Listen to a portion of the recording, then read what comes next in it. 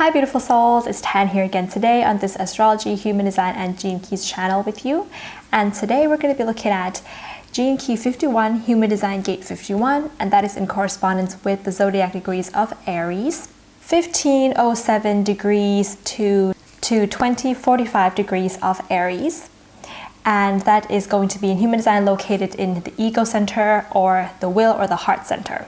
So before we get started, I've made an introduction to this particular series where I combine the three systems together and we look at the vision key, bird, spirit for each of the gene keys, human design and astrology zodiac degrees. So I highly recommend that you check out that video first. I'll post a link up above in the description box below, and then you can come back and watch this video after watching that to get an idea about where I'm coming from in this particular series. So yes, the vision key bird spirit of this archetype is the Condor. And this archetype is going to be moving from the shadow of agitation to the gift of initiative to the city or the destiny of awakening. The shadow animal or the fear key is the scorpion. The life key animal, the gift is the weasel. And the bird spirit at the city level is the condor. In the 64 I-Ching hexagram, this particular hexagram of the 51 is called the arousing. Thunder over thunder. The dragon awakens, igniting the spiritual transmission through fast changing energy. Oh yeah, that is exciting. In the 64 Codon ring, this particular archetype is located in the ring of humanity and is associated with the amino acid arginine. I hope I'm pronouncing that correctly. The programming partner of this archetype is Gene Key in Human Design Gate 51 and 57, and that is associated with the Libra archetype. The programming partner is going to be the opposite point on the zodiac wheel on the I-Ching hexagram, and it offers a balancing complementary opposite energy to what we have going with this particular archetype.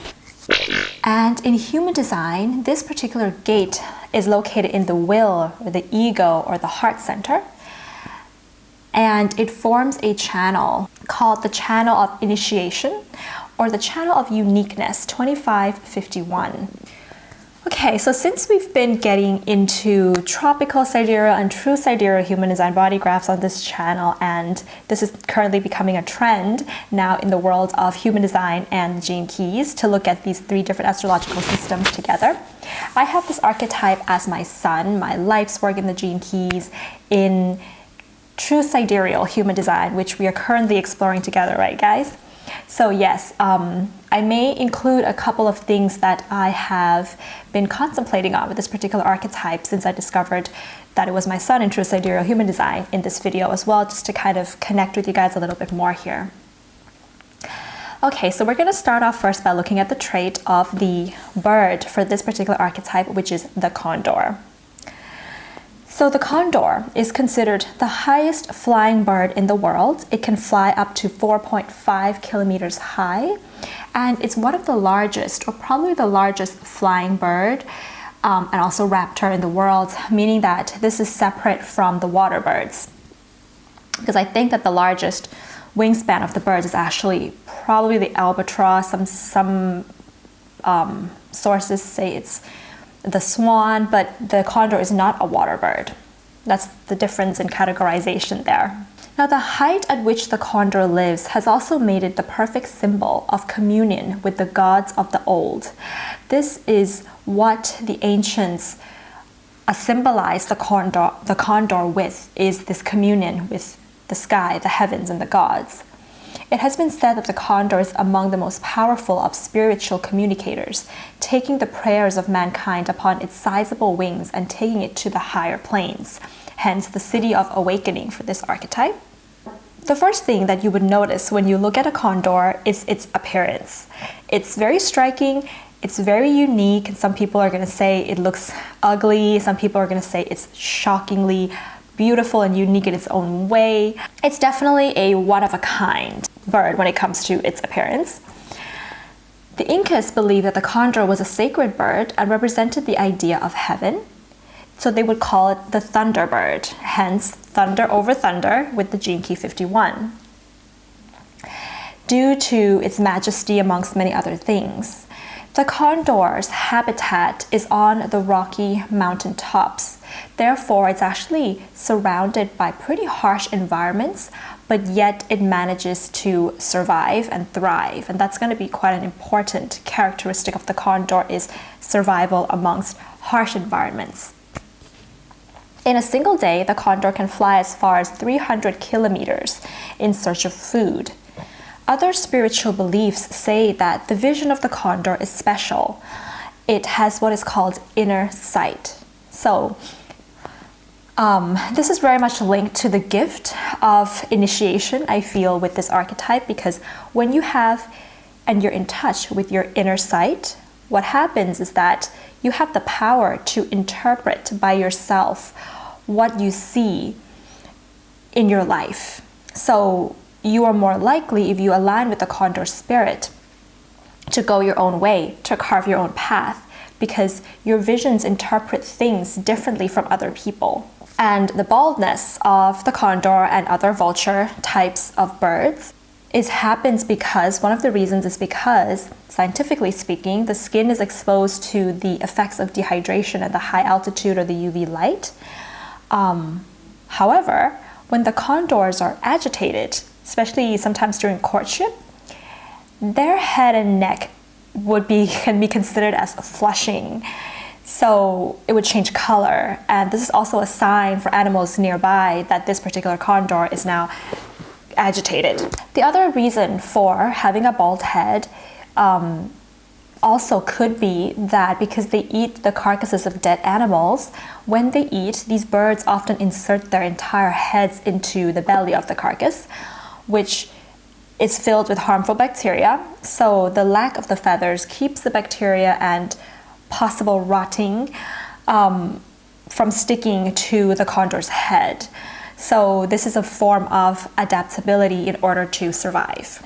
So if you have this archetype in your human design or the gene keys or astrology, you're going to have some traits that are about shocking or surprising other people, or you just are shocking to other people in some ways. So the reason for that is mainly coming from your inner vision that allows you to see life, your career, relationships, lifestyle in a different way from a lot of people do. And so you tend to be somebody who chooses a different path in life, or if you're operating at even a higher frequency of this, creating your own path in life. And that's going to be very unique, and it's going to stand out, and it tends to be different from the path that anybody has ever seen before. And that tends to stir up a little bit of a shock or a surprise.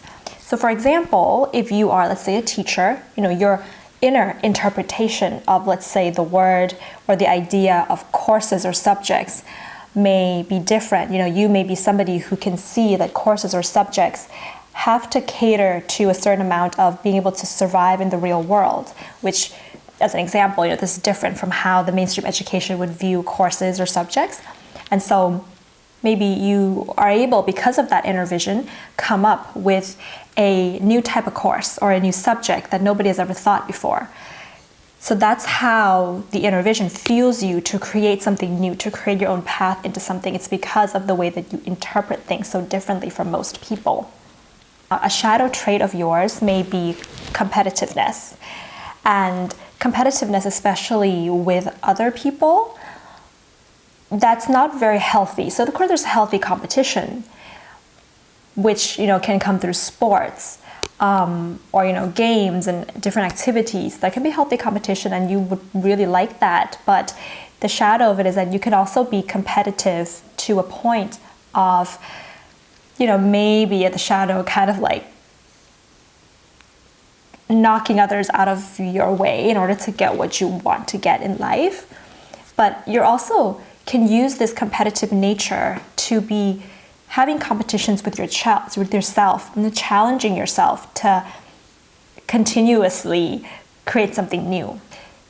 The competition with the self, it's always fun, and you always have a certain amount of excitement, enthusiasm, vivaciousness about you with this archetype. Okay, so let's have a look first at your shadow, which is called agitation. So the underlying theme of this particular gene key human design gate, they call it shock. That's the foundation of the gift, the city, and also the shadow of this archetype is shock and how you adapt to shock. That's the whole journey of this particular archetype. It's the use of the adaptation of the shock into certain survival patterns. Sometimes you have to do it alone. So how is that done? What's the path to adaptation to shock? What path do you choose? That will indicate whether you are operating at the shadow, the gift, or the city of it.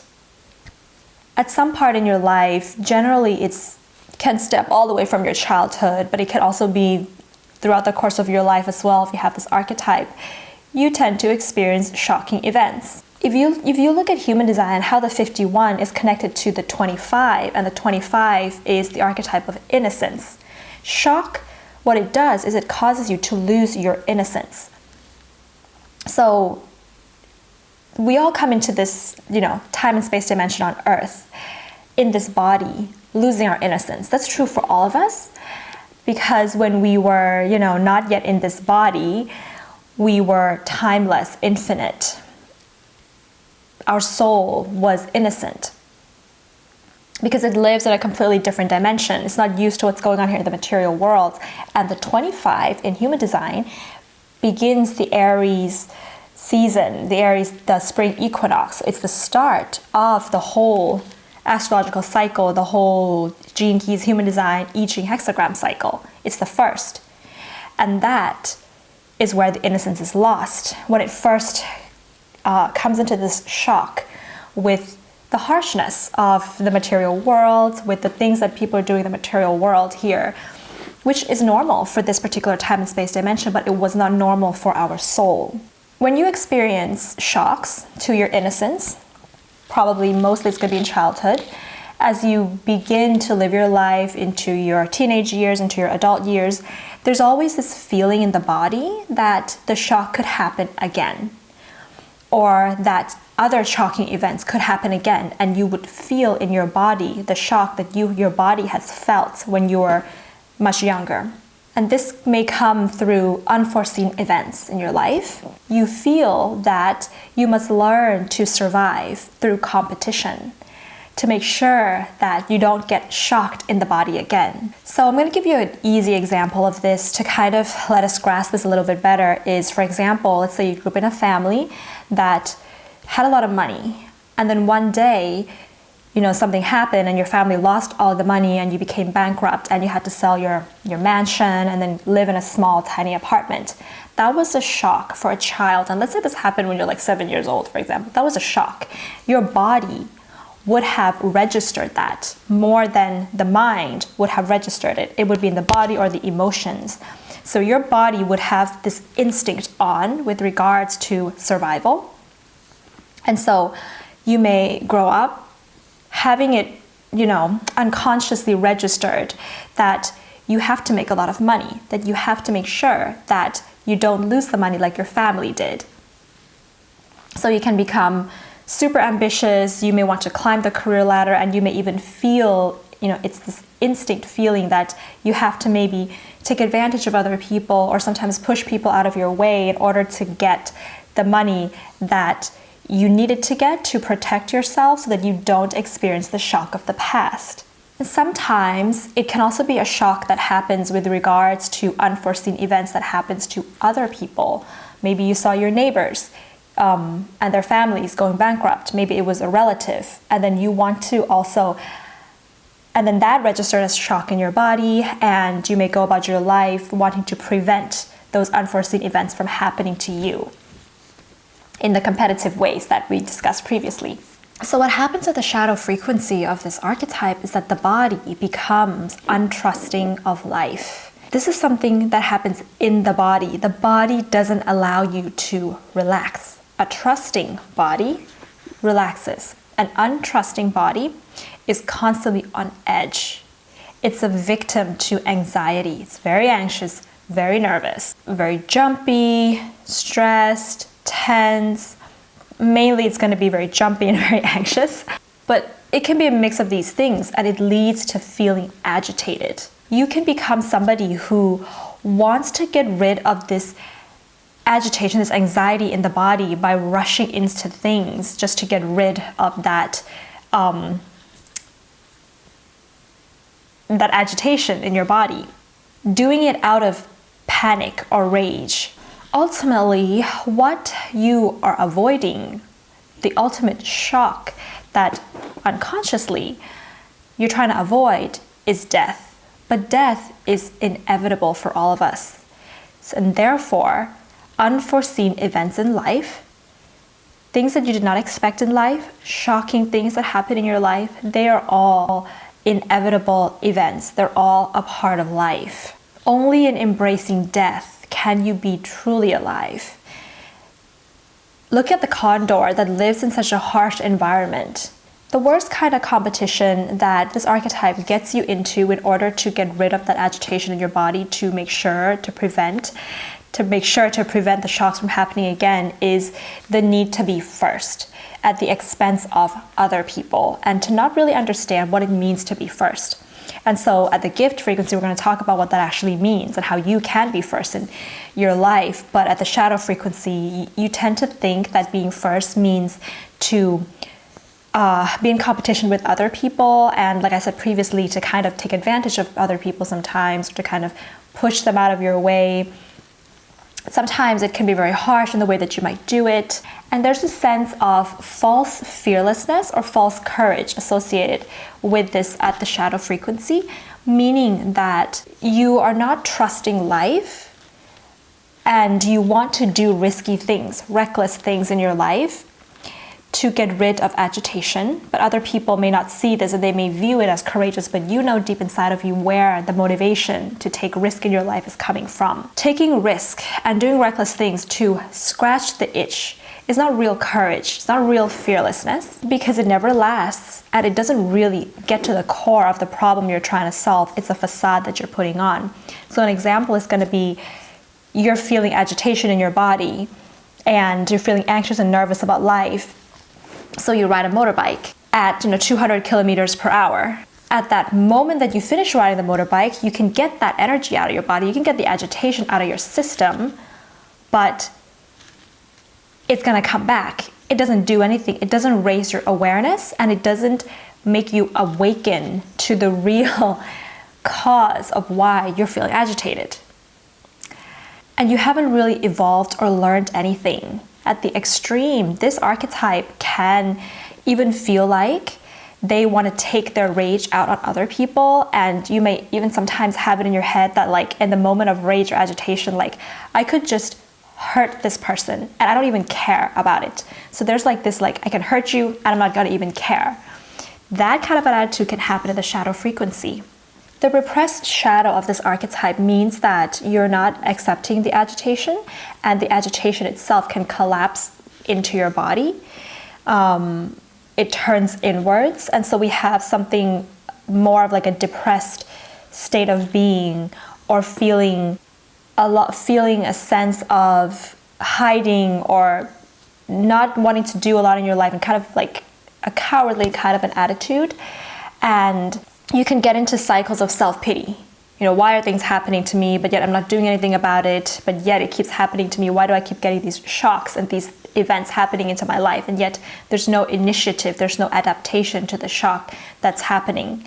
So we have either lack of the courage to adapt to the shock, or adapting to the shock in a hostile way that can harm yourself and other people. That's the two sides of this shadow. So for myself, as I reflect and contemplate a little bit more on this particular archetype showing up as my true sidereal sun, in my childhood, there was a lot of shocks that happened to me, and I can give you an example of one of them.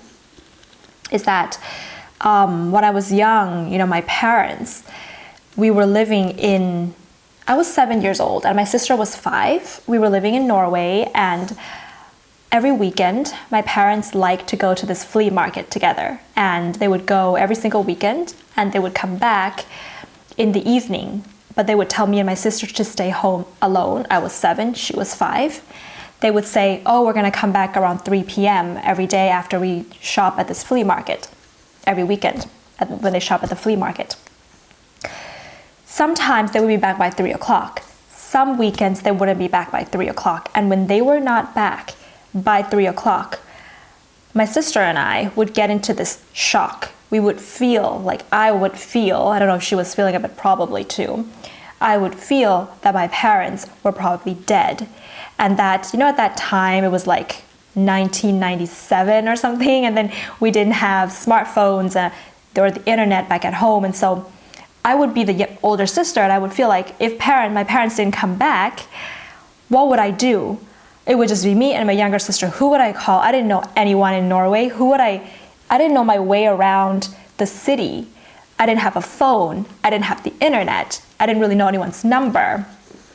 My parents didn't leave us with any numbers. They left us with nothing. And so that happening on certain weekends, the unpredictability of that was a really strong childhood shock for me. And that is one of the examples or the experiences that I can give you guys right now with regards to that. But anyways, so let's look at the gift frequency of this archetype and see how we can turn the agitation into initiative.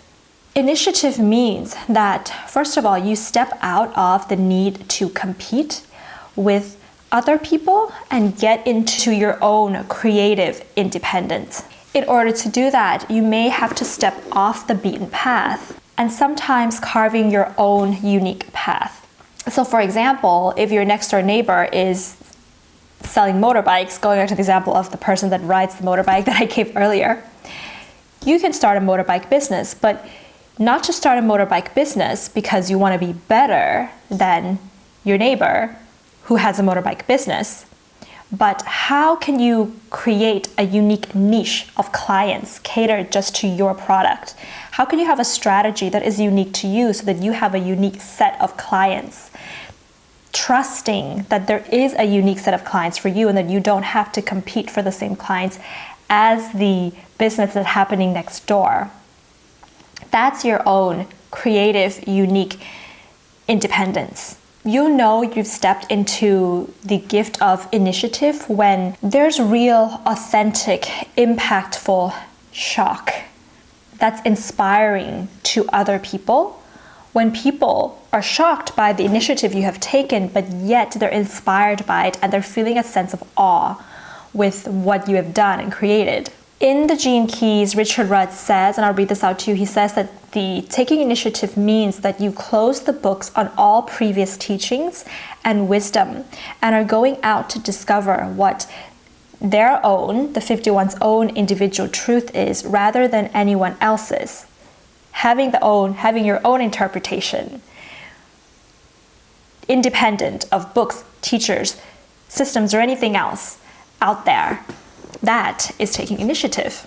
There's a sense of discovering or being on a mythic path when you take initiative, which means that when you take initiative, you will discover things about this path and about yourself that you've never discovered before. You never knew about yourself before, especially darknesses, challenging things, fears that you never knew you had, that now you have to overcome, that you will have to battle.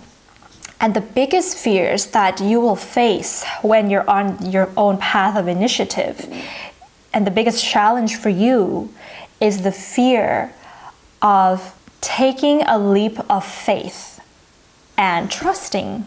When you can take that leap of faith into the unknown, because if you're carving a path for yourself, you don't know where that's going to go, you're the first to do it. That is being first, it's the first to do something. Not, climbing up the list or the ladder to be first, but it's the first to do something. That's always a little bit scary, and you have to be able to take that leap, and you have to be able to trust yourself and have faith in yourself while you do that. This is stepping into your higher self, because you're going to be awakening from one level of being to another, stepping more and more into your higher self. And a part of that means that you learn to make your shadows, and the biggest shadow, of course, is the fear of taking a leap of faith. That's your biggest shadow. But what you have to do is not fight that shadow like if that shadow was a dragon, right? You're not fighting it off. You are taming it, riding it, getting onto the back of that dragon and taking that leap of faith and riding it and making friends with it and going along with it. So therefore, I think, they say that to become an entrepreneur, is one of the most spiritual paths that you can take, and this is probably why. If you have this archetype and you're in touch with the gift of it, at some point in your life, you will experience leaving the crowd and going off into the uncharted wilderness of your heart and passion. And so because this archetype is located in human design in the heart center or the ego center, and that particular center is associated with money, what happens when you take this leap of faith is that the universe rewards you with abundance and finances and good fortune in return. And by taking initiative in your own life, you begin to awaken. You begin to awaken the collective consciousness out of their fear-based modalities and initiating, people who feel stuck in their lives, not by leading them. This is not an archetype of a leader, but it's an archetype of an initiator, a pusher, a kind of like that kind of a penetrator type of an energy. You are here to catalyze new processes in humanity. New processes in humanity. You bring that on, and you're going to be living a life that is so unique and courageous that you inspire others to do the same. Okay, so if we turn this archetype up a notch, we're going to get to the city of awakening that has to do with this archetype. So awakening with the 51st archetype happens when there is a shock, something unpredictable that happens on the material plane, and you suddenly just wake up. There are no stages to awakening, but there can be there's no stages to it, but I feel with awakening there can be different aspects or different fractions of yourself that awakens at different times.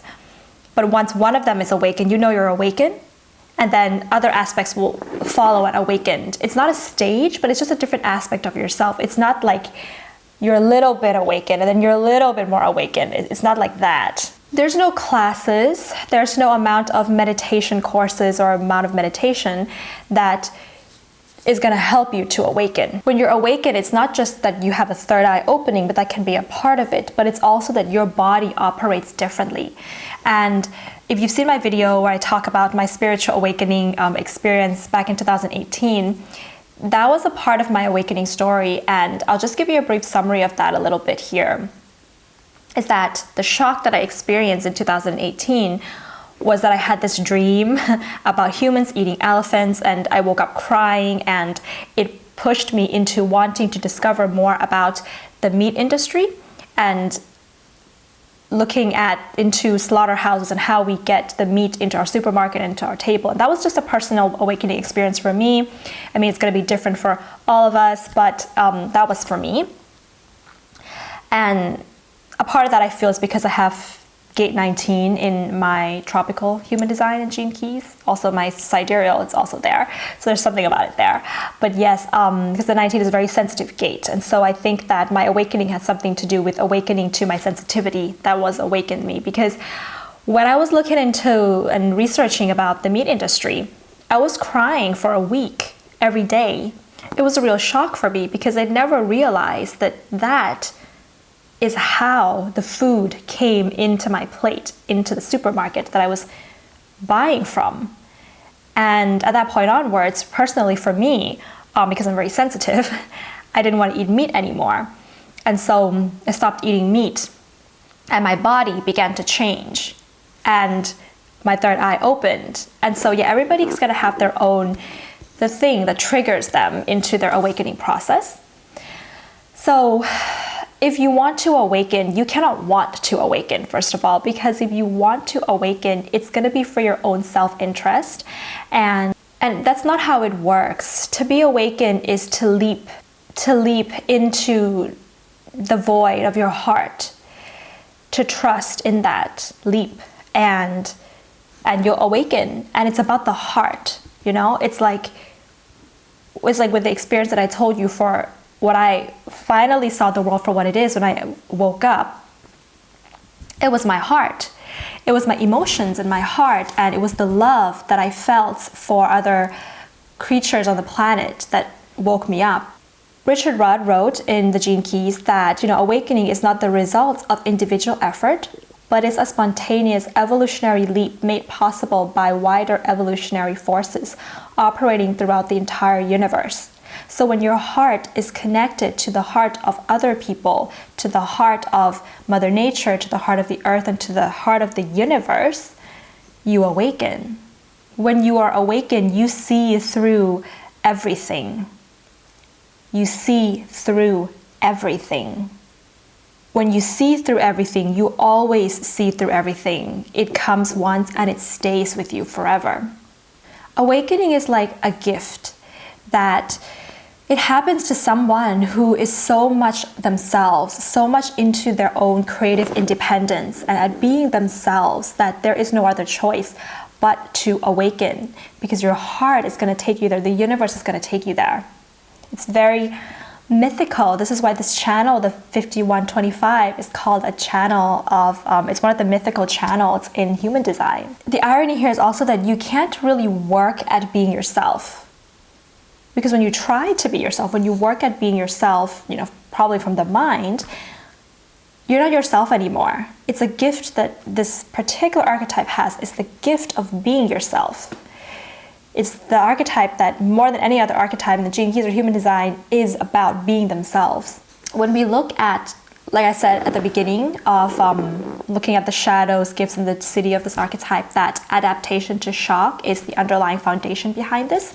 When we really look at adaptation and we look at the actual, you know, physical aspect of it, the cells in your body, we see stages that the first, your cells, when you're experiencing shock, it is being penetrated by something outside of yourself that penetrates into the cell, and it causes a shock in your body, right? And adaptation is not about protecting that cell from the shock, which is what happens at the shadow frequency of it. So it's not about protection, and it's not about strengthening your cell so that it cannot be penetrated by unforeseen events or by the energies that are unpredictable that's coming to you. But the adaptation, which is what's going to eventually lead to initiative and awakening, is to interpenetrate with that force that is coming into your cell. There's a mutual penetration happening so that there's no two separate environments where you see, if you're strengthening your cells or if you are protecting yourself, you'll always be a separate environment from the energies that's going on outside of you, and you can always be penetrated into shock. But if you are I don't know if it's making sense, if you are fusing with the energies that are coming to shock you so that there is no separate environment, there's only one environment now, there's nothing to penetrate anymore. At the stage of awakening, there's nothing to shock you anymore. So it's kind of like when you feel the shock, you embrace it, you lock into it, and you kind of make lemonades from the lemons. You take it and you turn it into some form of creative initiative, and you give something back to that thing, that energy that was shocking you. What do you give back? You give back your love. This is the thunder of your giving that the I-Ching says is associated with this archetype. So for example, when I was shocked by being penetrated by the information that I was receiving about the food industry that we have on Earth, I take initiative, I take that, I did not protect myself and say, oh my God, I'm not going to research into this anymore. I'm not going to feel. I did not close off my feelings, but I allowed it to penetrate into me. And I said, I'm going to take the initiative to start changing my diet, to start changing what I eat.